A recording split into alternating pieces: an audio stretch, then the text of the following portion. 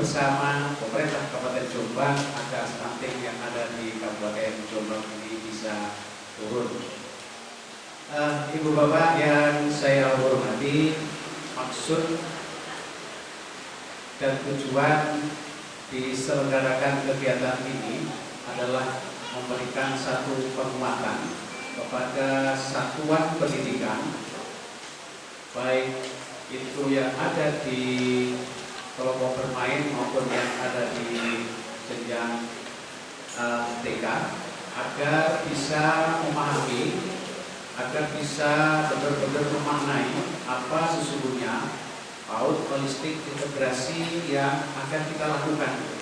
Saya yakin Bapak Ibu Bapak sekalian ini sudah pernah mendengar apa sesungguhnya PAUD HI yang sudah pernah kita sosialisasikan beberapa tahun yang lalu. Namun demikian, kali ini Dinas Pendidikan Kabupaten Jombang bekerja sama dengan Direktorat untuk menyelenggarakan penguatan pada Ibu Bapak sekalian untuk menyelenggarakan PAUD HI di Kabupaten Jombang.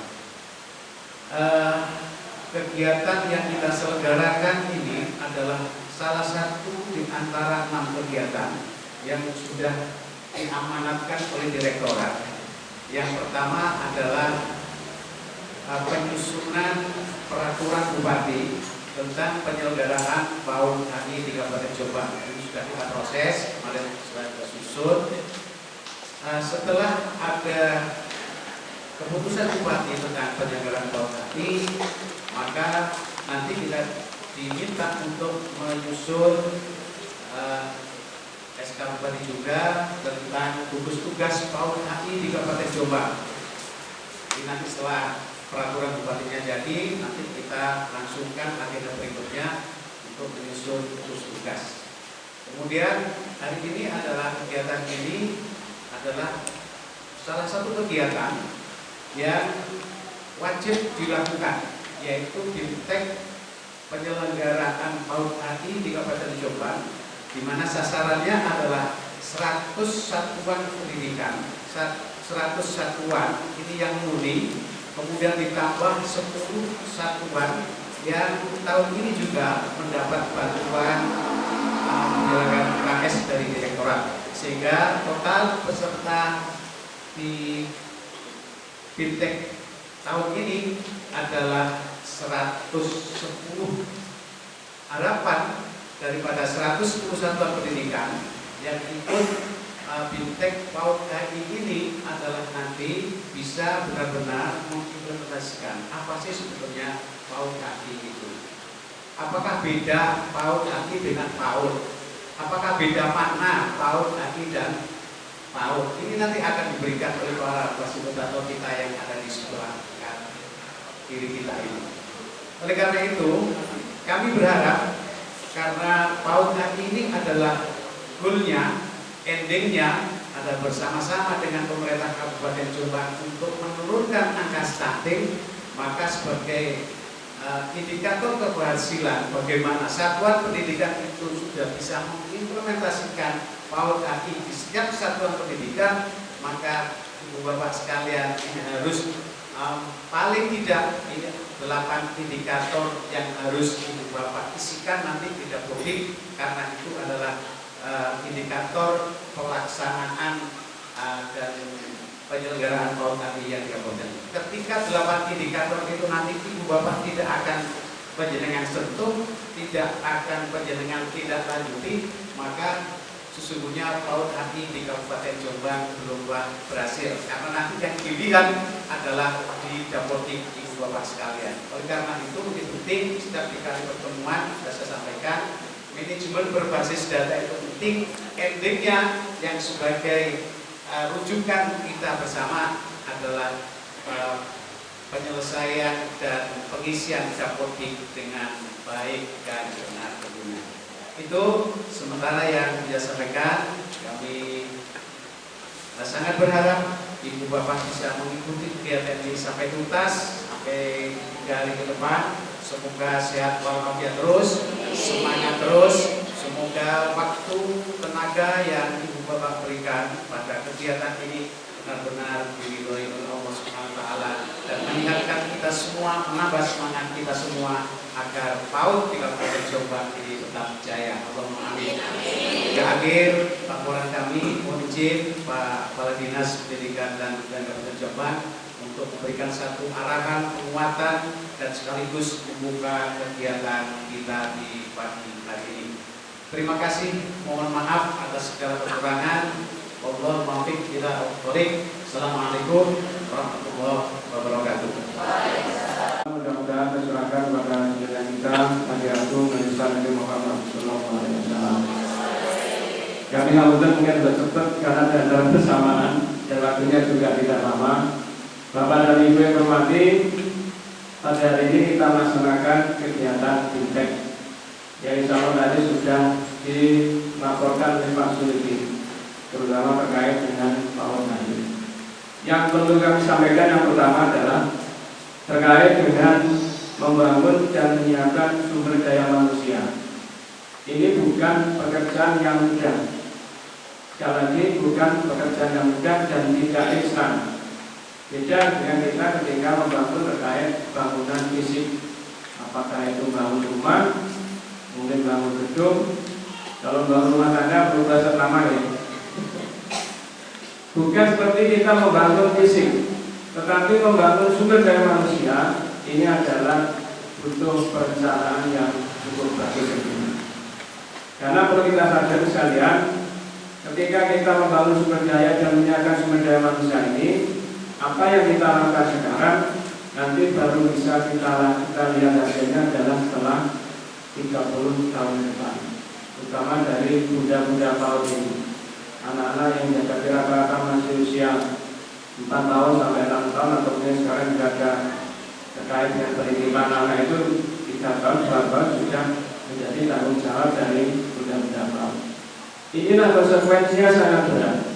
Ketika kita menginginkan sumber daya manusia kita yang berkualitas, kemudian yang unggul dan berkarakter, bukan pekerjaan mudah. Bukan pekerjaan mudah dan tidak bisa hanya ditangani oleh beberapa instansi akhirnya dari pemerintah maupun khususnya dari Dinas Pendidikan dan Kebudayaan Kabupaten Jombang.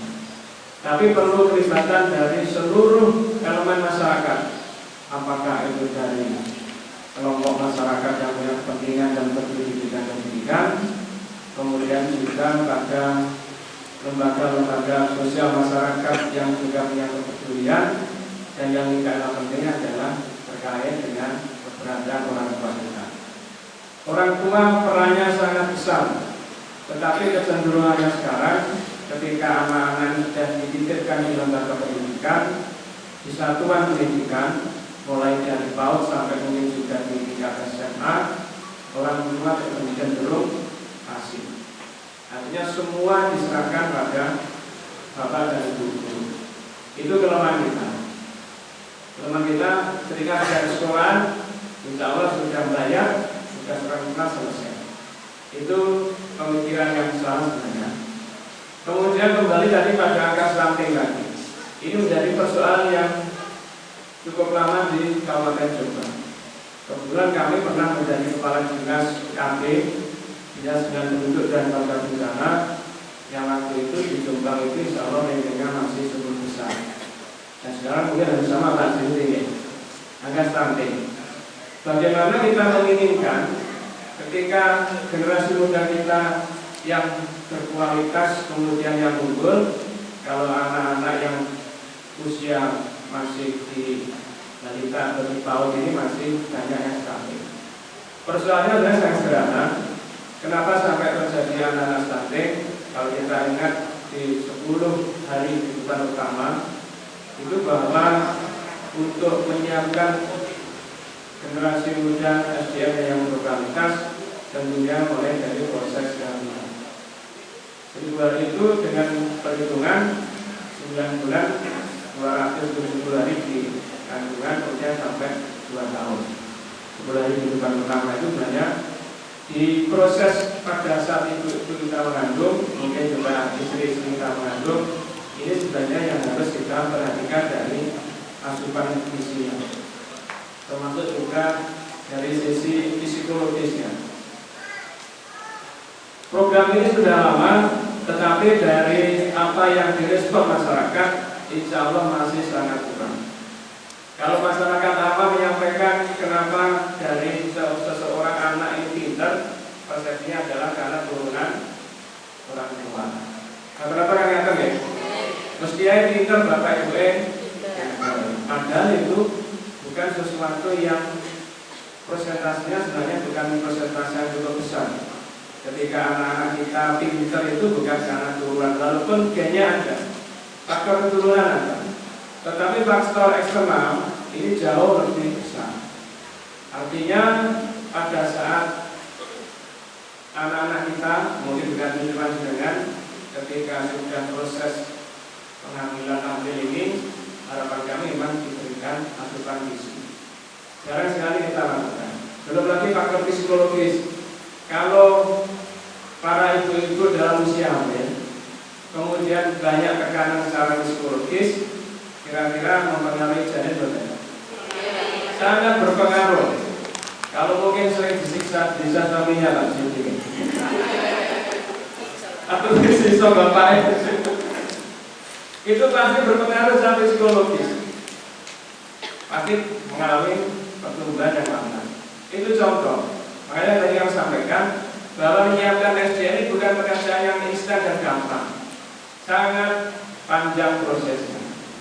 Dan dulu pada panjenengan semuanya, walaupun sudah agak terlambat ya, insya Allah putra panjenengan sudah rata-rata punya cucu ini.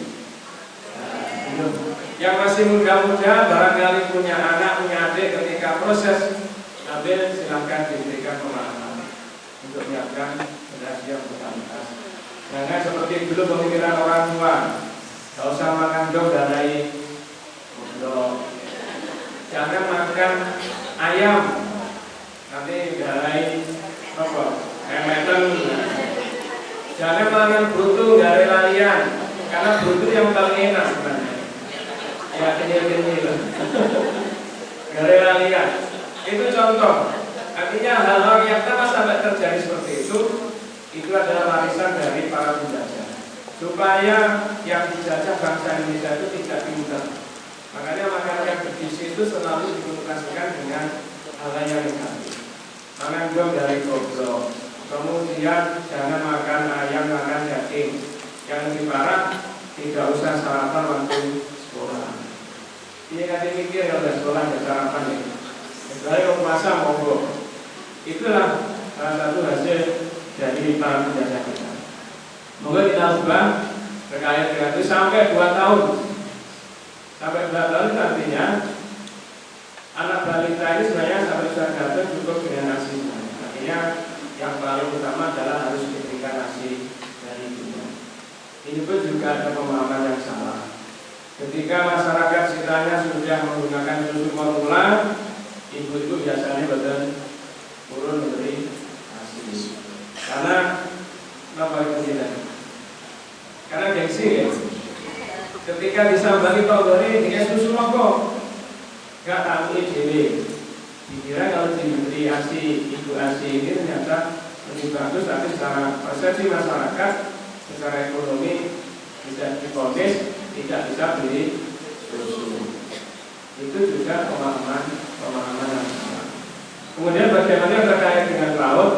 Terkait dengan PAUD ini tentunya menjadi kewajiban kita, terutama Pak Suliki beserta kami, yang terkait dengan kewenangan PAUD dan pembinaan kepada anak-anak kita antara usia 0 tahun sampai dengan 2 tahun, sampai 6 tahun, sampai 6 tahun. Di sana mulai dikenalkan bagaimana kita memberikan pola asuh yang baik kepada anak-anak kita, termasuk juga mengenalkan terkait dengan masalah pendidikannya dan juga yang terkait dengan aspek yang lainnya. Peran kita sebenarnya di sini. Kalau kita ngomong masalah 0 sampai 2 tahun, di luar tanggung jawab kita, di luar tanggung jawab jenengan. Tapi harapan kami panjenengan turut serta memberikan pemahaman yang terkait 10 hari kehidupan utama ini kepada wali murid.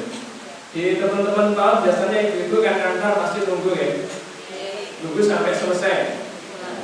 Kalau nanti dibudayakan bahwa dari orang tua atau wali murid yang nunggu ini dia tidak gosip rasanya boleh, sekali-kali panjenengan beri pencerahan.